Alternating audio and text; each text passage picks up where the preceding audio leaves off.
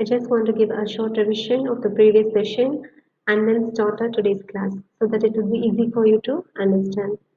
In this session, you'll be learning to recall the theme and context of the poem, explain the meaning of each and every stanza, that is first, second, third, and fourth stanza, and describe the literary devices in the poem.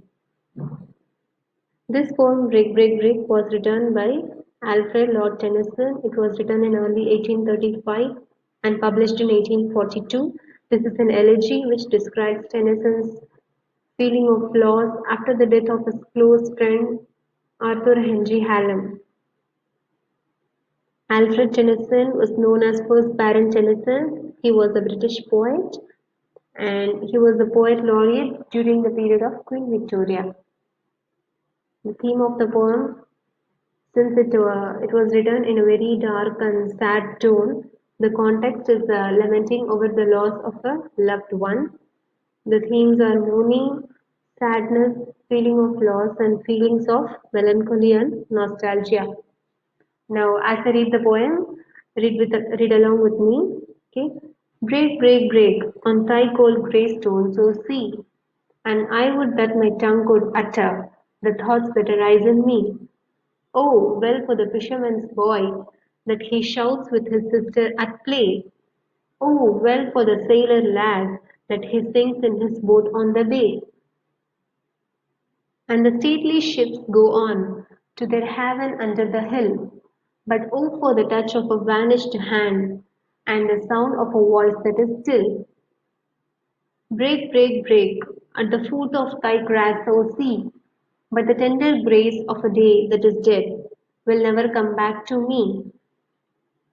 Okay, we'll see from first stanza.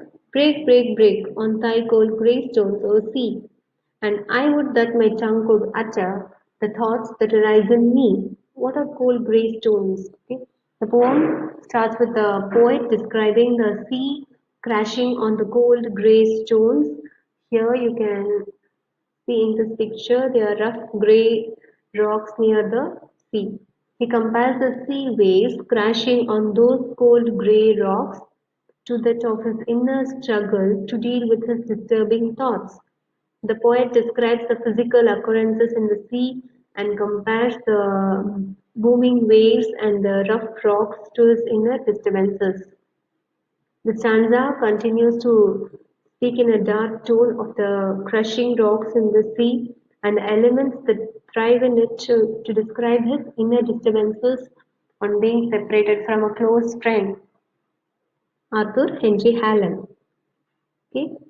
Oh, well for the fisherman's boy that he shouts with his sister at play. Oh, well for the sailor lad that he sings in his boat on the bay. In this stanza, he looks at the joy of the fisherman's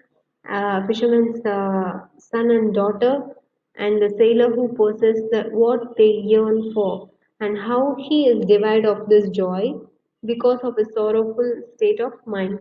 It is a more realistic observation of the poet of the fisherman's son and children and their joy as they are laughing and shouting happily, which is in contrast with the poet's current state of mind, his grief at being separated from his close friend. The poet also places an insight on Sailor, who is content in his boat and admires the magnificence of the sea, while the poet is only lamenting the loss of his dear friend, and he cannot comprehend these pleasant feelings. And the stately ships go on to their haven under the hill, but oh for the touch of a vanished hand and the sound of a voice that is still. This stanza describes the huge ships on the sea that are traveling to their destination under the hill. The poet seems clueless about his destination and he looks back at his life, which now has no such direction except his sorrow.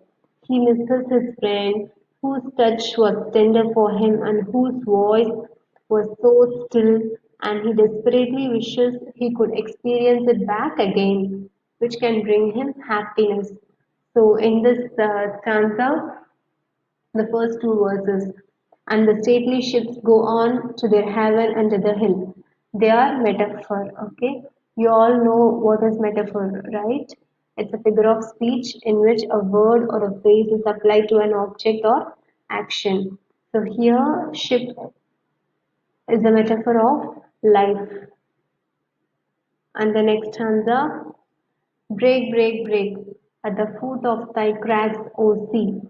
But the tender grace of a day that is dead will never come back to me. So here the poet asks the waves to continue coming back to the land and crash on the foot of crags. Crags meaning crags, okay? Crags meaning a rocky cliff or a broken rugged rock, okay? He says the crashing and coming back of the sea waves on the cliff is in contrast to the poet's condition who cannot go back to his past experiences with his friend and live them again no matter how much he wishes to. The poem ends with a disclaimer on earth, death that shall never bring a presence back again and feels sad for his close relationship with his friend who has already passed away. The poet's final urge to the sea is a very close description on his sadness and grief in his life due to the death of his friend, as he states that how death is irreversible and no matter how much he wishes, he cannot have his friend back or experiences he had with him. And he has to accept that there is no going back anymore. So, in the first stanza, the poetic device is break, break, break. Break refers to the sound of the waves. So, it is onomatopoeia. It is a figure of speech. It's a formation of a word that refers to the sound associated with that. You can see, for example, here boom, wow, zap, crash. Okay, these are some examples for onomatopoeia. And here in this poem, break. Break refers to the sound. So it is a figure of speech in the first stanza that is break, onomatopoeia.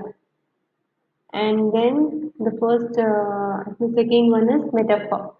So in the third stanza, these two verses come under metaphor because the ship is the metaphor of life and the stately ships go on to their haven under the hill. The ship is a metaphor of life. Then in the fourth stanza, it is personification. You all know what is personification, right? It is giving a human characteristic to a non-living object or a thing. A day that is dead. Here the poet has given a character to day, which is dead, dead or death is a characteristic of a living being. Okay. Now let's have a quick recap. The rhyme scheme for this poem is A, B, C, B. You can see here break A. C, B, utter. It is totally different from the first two lines. So it is C, arise in me, C. It rhymed together. So it is B, C, B, A, B, C, B. Okay. You should write the rhyme scheme in capital letter. Here the poet compares the sea waves crashing on those cold grey rocks to that of his inner struggle to deal with his disturbing thoughts.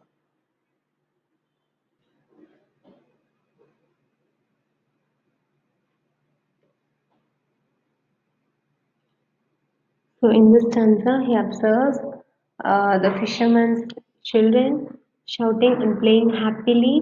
The poet also observes the sailor who is content with his boat and admires the magnificence of the sea, while the poet is only lamenting the loss of his dear friend, and he cannot comprehend these pleasant feelings. In the third stanza, he describes the huge ships on the sea that are traveling to their destination under the hill. The poet seems very clueless about his destination and he looks back at his life which now has no such direction except his sorrow. He misses his friend, his hands touch, and his voice, everything about him, and he feels sad that he couldn't experience it anymore in his life again. And in the fourth stanza, he says that the crashing and coming back of the sea waves on the cliff is in contrast to the poet's condition, who cannot go back to his past experiences with his friend and live them again, no matter how much he wishes to. Break, Break, Break is an excellent play on the comparison between life and the booming sea. The poem deals with the inevitable phenomenon of death entwined with the waves of the sea and the feelings of the poet, how he feels when he observes it.